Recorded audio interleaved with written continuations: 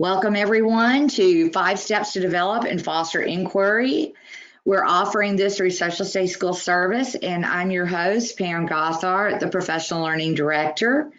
Tonight we have with us Miss Julie Holland. Miss Holland is a reading coach in St. Louis Public Schools. I believe that would be correct. But Julie and I go back a long way. We have taught high school together, and her husband was principal at my school, so we have a long history, and it's exciting how things can kind of go full circle and you get to circle back around to friends that you've had years ago and bring them in and enjoy their experience and their expertise and things of this nature. Julie, I'm so delighted to have you today, and I would like to turn things over to you and let you start the webinar for us. And I believe you need to unmute, Julie.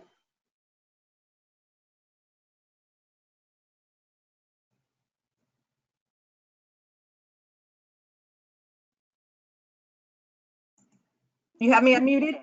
I do. You're unmuted, Julie. Gotcha. Great. Thank you, Pam. Thank you for that wonderful, that kind introduction. It's great to work with you, an old friend. And I'm excited to share tonight with everyone. As Pam said, I'm an academic instructional coach in the elementary setting right now for St. Louis Public.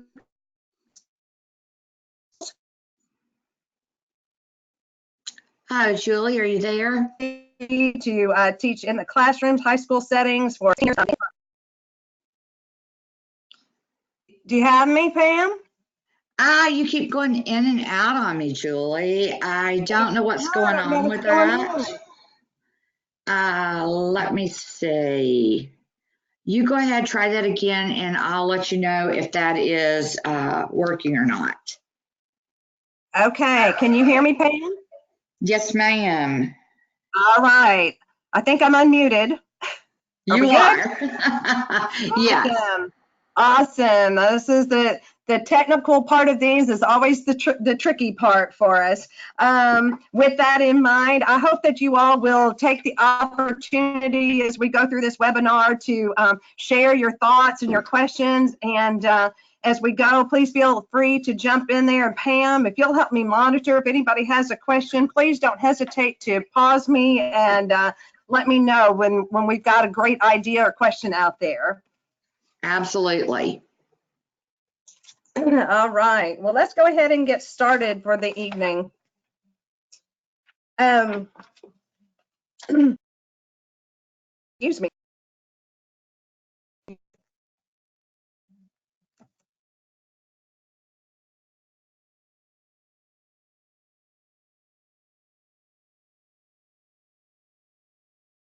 Hey, Julie. I have lost all sound. I've lost all sound of you. Let me. Do you have me, Pam? I do now, but I had lost all of your sound there for a minute again.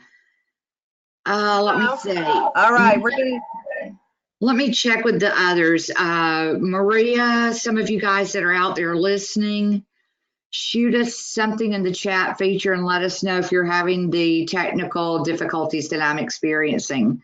I don't want to keep going forward with the webinar. Down a little bit. How are we doing now? Okay, now I'm hearing you good now, so thank you. And I'm going to turn this back over to Julie, and we're recording again. Great, Dee's got us. Sounds like maybe we're on the right track, Julie. Okay, we're going to keep our fingers crossed, and I'm going to speak slowly and hope that we stay in touch as we go. Good. So tonight we are going to try to look at our 5 steps to developing and fostering inquiry in our K through 5 classrooms. Our objectives for tonight are to gain a better understanding of the why behind our instructional shift to an inquiry approach in social studies, and then to take those first steps into that how of beginning that shift by creating our compelling questions. So before we really talk about the how and the why, we do want to get on the same page as to what we mean when we're talking about inquiry. So let's look at just a working definition of inquiry. Inquiry invites students to explore academic content by posing questions, investigating to find answers, and then doing something with that new understanding. So as part of that, skills such as determining a source, if it's reliable, where we find things, all of those research skills are just as important as the actual content knowledge that's gained during that research.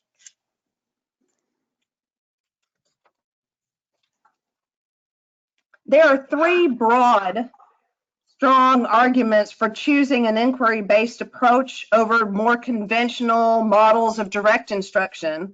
And according to a brief from the Center for Inspired Teachers, these benefits can be summarized in these three broad strokes. So number one, if you look at your screen, we think about an inquiry-based curriculum develops and validates what we think of as habits of mind that characterize that lifelong learner. So it teaches students to pose those difficult questions, foster that desire and skill to acquire knowledge about their world. They are interested, they want to learn more.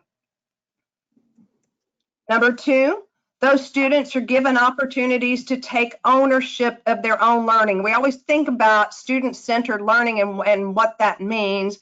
And really, we're wanting those students to be the driving force behind their learning.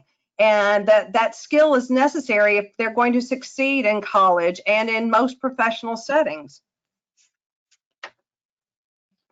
And that third broad benefit of inquiry is that it allows students to draw connections between that academic content and their own lives. And that is particularly important for culturally and linguistically diverse learners.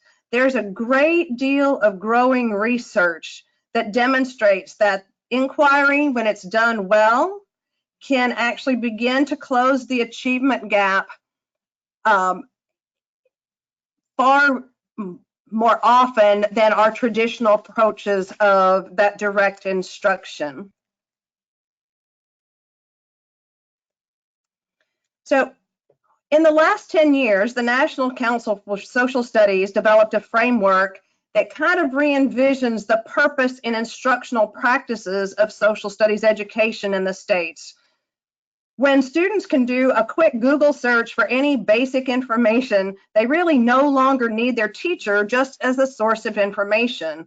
Rather, what they need is educators to actually help them apply their content knowledge to answer basically that age-old question we all get: why do we have to know this? So I love this quote about inquiry. When you see it at the bottom, kids don't need to be Google. We don't need them to just be able to spit out answers to us. They actually need to learn to command Google. What would I do with that knowledge? The National Council for Social Studies has created what we think of as an instruction in an inquiry arc, where we're going to use questions to spark curiosity, guide instruction, deepen investigations, acquire that content, and then apply that knowledge in those real world settings.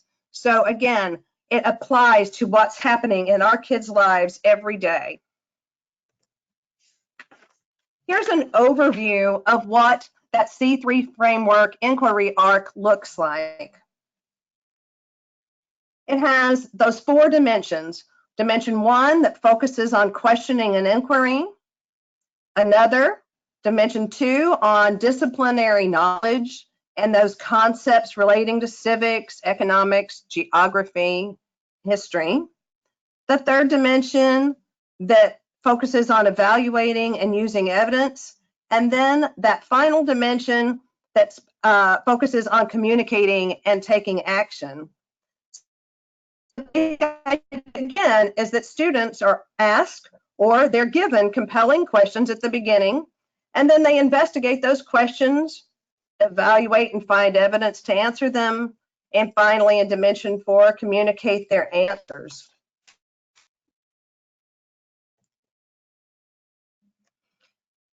So when we think of inquiry and how we would shape and design an inquiry, the C3 inquiry arc follows that same pattern. Again, in content-rich subjects such as social studies, teaching and learning have traditionally focused on finding facts first and then thinking about those facts later. But we're seeing that that approach has not really worked well for all students. So by reframing that traditional approach, we're highlighting the use of the question as a way to drive a social studies inquiry.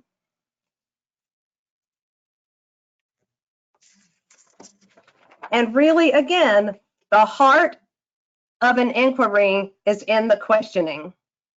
When we think about it, I love this quote because it makes us think about the big compelling questions versus the small fact-based questions we might have been asking in the past. If we start with the big question, the little ones will follow. But if we start with those little questions, that's usually where their interest and where their learning is going to end.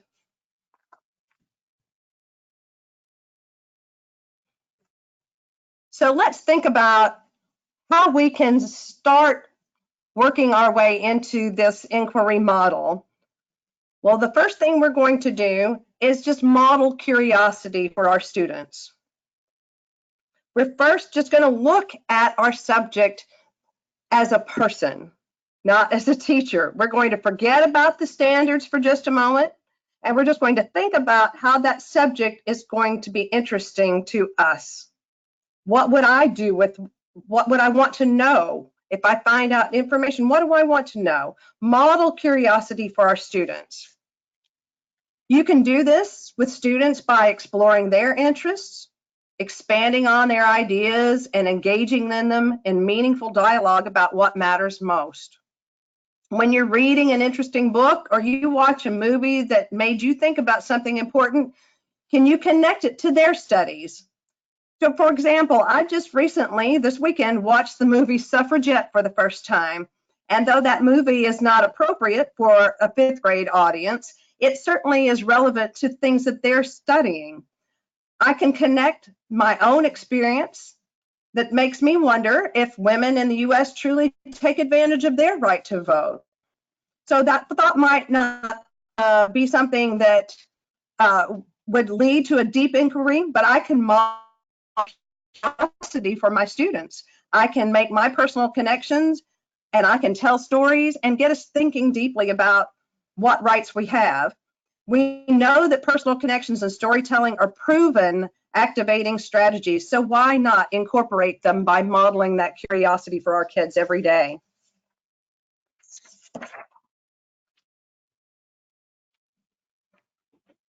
So now that we've been thinking in a curious way, we need to think about step number 2, knowing what makes a compelling question a compelling question. We know that inquiry begins with it, so let's be sure we're all aligned as to what makes a question compelling. First, compelling questions have to satisfy these 2 conditions. They have to be what we'd say intellectually meaty. In other words, they need to reflect an enduring issue or a concern or a debate that's ongoing in social studies, and it needs to draw on multiple disciplines. Secondly, it needs to be student-friendly. In other words, it needs to reflect a quality or condition that we know students actually care about and that honors and respects their intellectual efforts. Thinking is hard work, so we need to make it worth their while.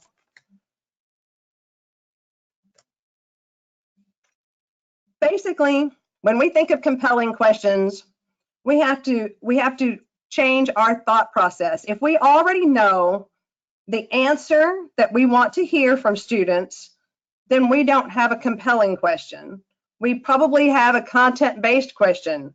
and those are necessary, and we're often using those to check for their understanding. They're both valuable, but because we know that without background knowledge that we get from those content-based questions, they can't do the type of thinking that's required to make informed opinions to answer the bigger, compelling questions.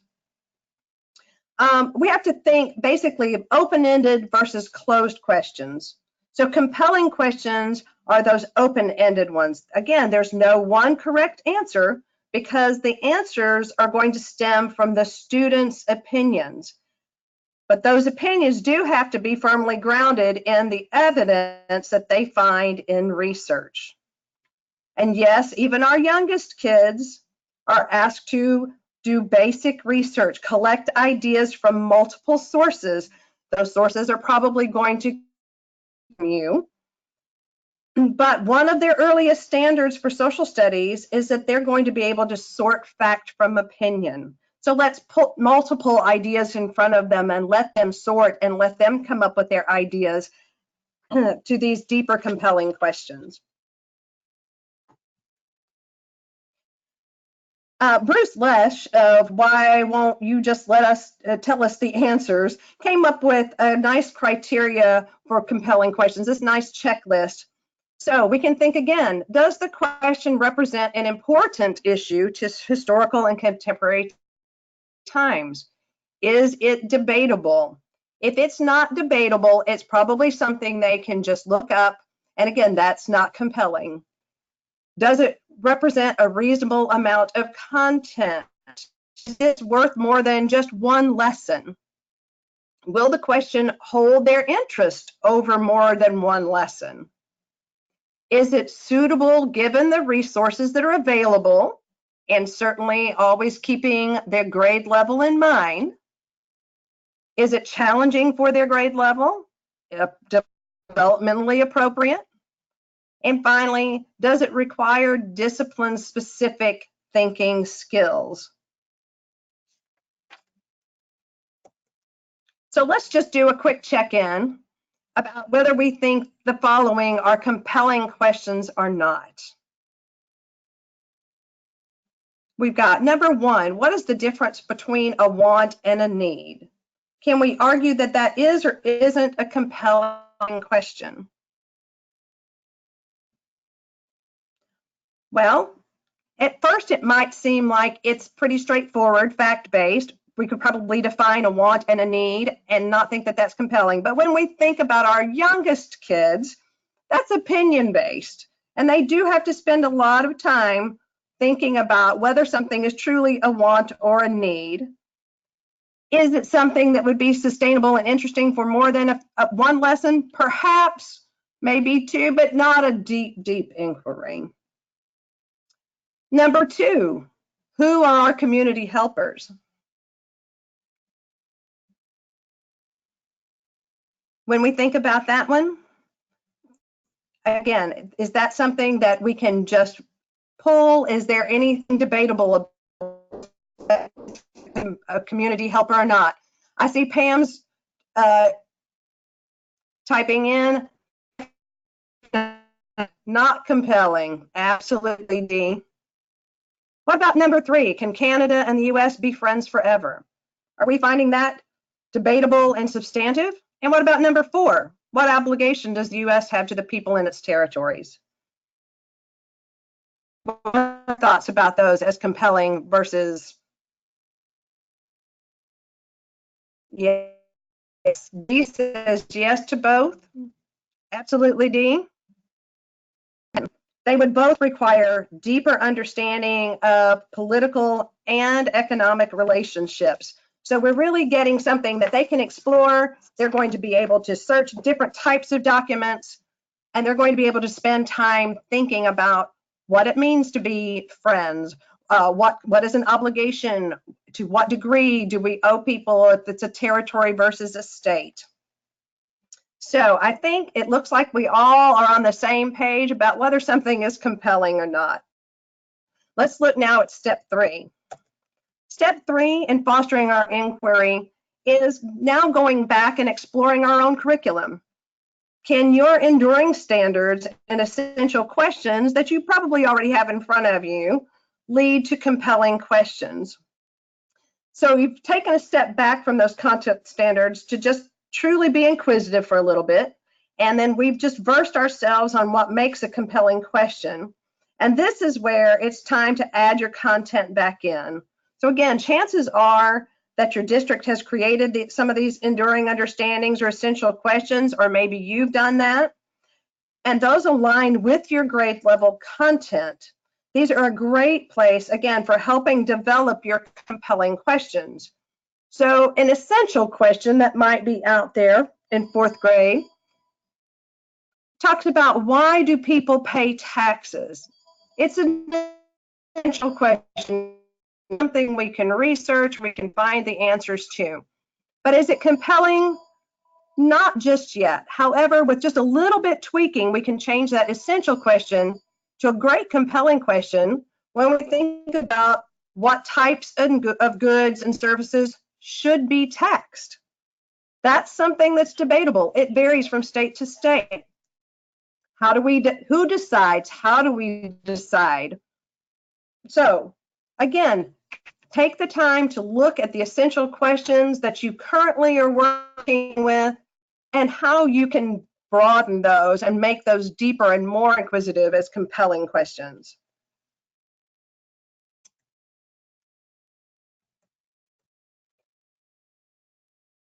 Step 4, let's learn from others that are in the work. Even though we know that great questions are critical to fostering inquiry, sometimes we just have a hard time thinking of one, but you don't have to start from scratch. The beauty of technology is that we're able to access resources from others who've been doing the work alongside us. So even though we may have slightly different state standards, many of the lesson frameworks out there can be easily adapted to your own state standards. Some of the great websites that are out there, we've got the C3 Teachers website. You can find inquiries predominantly for the 3rd through 5th grade grade band and older students, but there are some out there for our younger students. Those are also linked to the Engage New York teachers website. Winston-Salem Forsyth County Schools has made their inquiries public, and the Kansas State Department of Education has within their grade level standards, inquiry is already designed. You can choose a grade level and explore some of their options, but I would also encourage you again to look across a grade band as well to see if something fits or is something that you can custom tailor to your kids and your work in your classroom. Step 5, our final step, seems obvious, but we don't do it enough. Let's involve our students. Children have this abundance of natural curiosity. We need to take advantage of it. So with our younger kids, you're going to need to take the lead on developing those compelling questions. Your students are quite capable of generating supporting questions. Try generating a list and guiding students to think about which ones best help answer a compelling question. Which social studies lens or disciplines do we need to explore? If you've done that, if you've laid that groundwork about what a civic lens is or a geographic lens is, they can start thinking about which lens will help them answer some compelling questions. Again, our best way to engage our students in learning is to let them explore their own wonderings.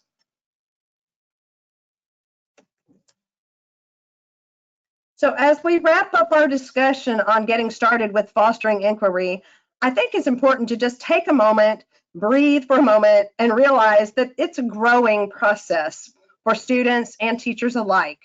I love this image because it accompanies a great excerpt from Rebecca Bathurst Hunt's book called Inquiry Mindsets, Nurturing the Dreams, Wonders, and Curiosities of Our Youngest Learners, in which they describe this scaffolding of student inquiry. We want to wade into the waters of inquiry. Start over here in the shallow end with a whole class inquiry. As you and your students grow, someday your students are going to make it to that deep end where they're choosing their topics without a reference to any prescribed outcome. But for now, as you begin this process and your students begin, you're going to be needing to be in that shallow end as the instructor, in the water with them, holding them up until they learn to swim alone.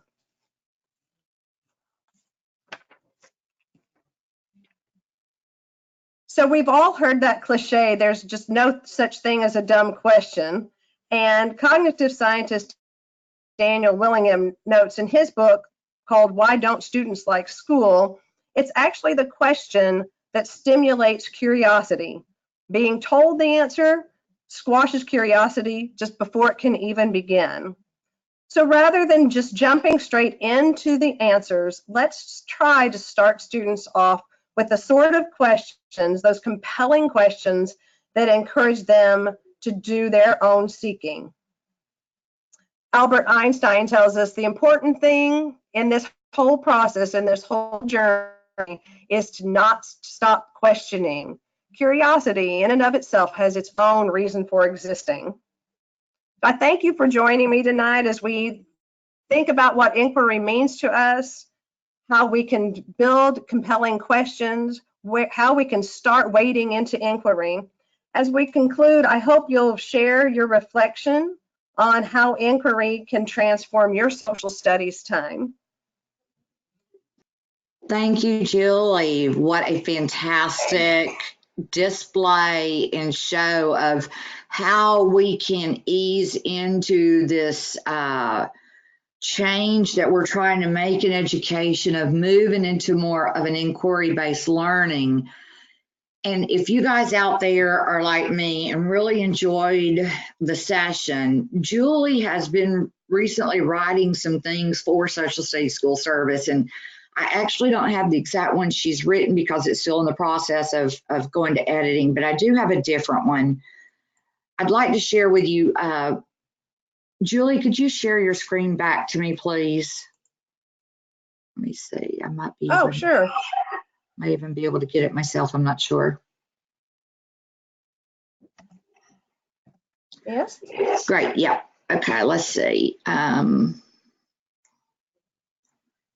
me go right there. Okay. So, okay. I think you guys can see my screen now, right, Julie? Do you see the screen for you? Great. So I just wanted to share this with you guys and tell you that what we'd like to do is offer this to you for free. This is the newest format for professional learning, and it's called micro-credentials. Micro-credentials give you an opportunity to study something like this, kind of a slender area of how to develop questions over a period of time. So it's like you get examples, you get to go in, you practice this, and then you demonstrate your learning. And when you demonstrate your learning through evidence, you are granted a micro-credential. And this emblem and information then attaches to your email, and it signifies to others that you have done additional learning on top of your degree. So if you would be interested in this, a micro-credential takes about 15 hours to earn, but it's good because it takes you like through a process. It is mastery-based education or competency-based education. If you're interested in seeing one of these and seeing if you would like to be involved, shoot me an email. I think you guys all have it through the registration. Let us know that you're interested, and we have this for K2 teachers, for 3 through 5th grade teachers, and 6th through 12th grade teachers. So if you're interested in extending your learning and getting an opportunity to practice and then to get some feedback, we'd be happy to involve you in our micro-credential program. I'd like to thank you again, Julie. Thank you again, participants, for joining us this afternoon. So glad that you were able to be here. And if there's anything that we can do to help you, if you'll use that email that's related to your registration, we'd be happy to do it. And there's a short evaluation at the conclusion of today's session. Thanks so much for attending, and good afternoon.